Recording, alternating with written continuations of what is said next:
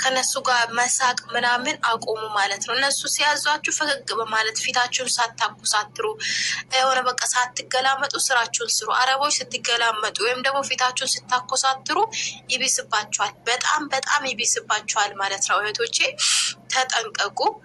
አረቦች ዝም ሲሏችሁ ወይም ደግሞ ነፃነት ሲሰጧችሁ አታብዙት ማለት ነው። በማያገባችሁ ነገር አትግቡ።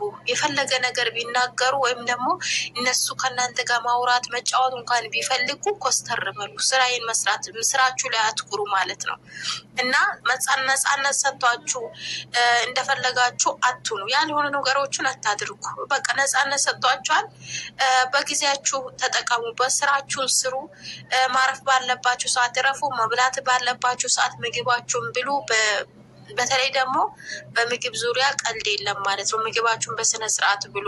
እንዲሁም ደግሞ ጠዋት ተነስታችሁ ሳትበሉ ስራ አትግቡ ማለት ነው እና በማያገባችሁ ነገር በእነሱ ህይወት ላይ እነሱ የሚያደርጉትን ሀረካት እኛ ማድረግ የለብንም። እኛ ልንቀባባ ወይም ደግሞ እዚህ ሀገር ላይ ከእነሱ ወንዶች አጠገብ ሀረካት ለማድረግ ሳይሆን የመጣ ነው። ስራችን ላይ ነው ማትኮር ያለብን። እናንተ ራሳችሁን ስታከብሩ አረቦ በተለይ ደግሞ ወንዶች ፊት አልወጣም ብላችሁ ስትሏቸው በጣም ነው ደስ የሚላቸው። እኔ መዳሜ ማለት ነው ብዙ ጊዜ አረቦች ወይም ደግሞ ወንዶች ምናምን ባልየዋ ሳላ ላይ ካለ በፍጹም ምግብ ሳላ ላይ ይዤ አልሄድም እና ልጆቿን ጠርቼ ነው ምግቡን ለሰውየው እንዲያቀርቡ የሚፈልገውን ነገር እንዲያቀርቡለት አድርጋለሁ እንጂ እሱ ፊት ለፊትም መውጣት አልፈልግም። አንዳንድ ጊዜ ሴትዮዋ